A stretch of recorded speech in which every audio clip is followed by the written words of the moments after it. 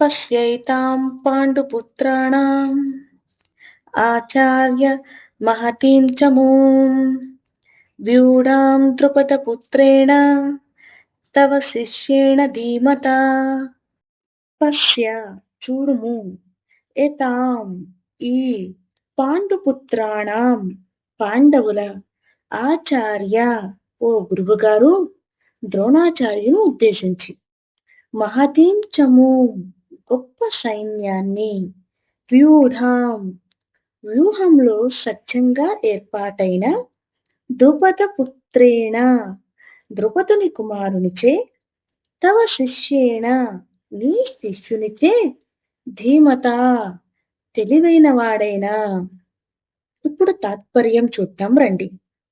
సంజయుడు చెబుతున్నాడు, ఓ ఆచార్య, ఈ పాండవుల గొప్ప సైన్యాన్ని చూడండి.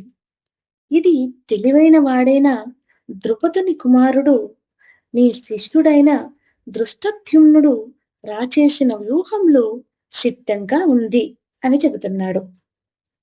ఇప్పుడు సందర్భం చూద్దాం చూడండి. ఈ శ్లోకంలో దుర్యోధనుడు తన గురువైన ద్రోణుని దగ్గరకు వచ్చి పాండవుల సైన్యాన్ని గురించి మాట్లాడుతున్నాడు.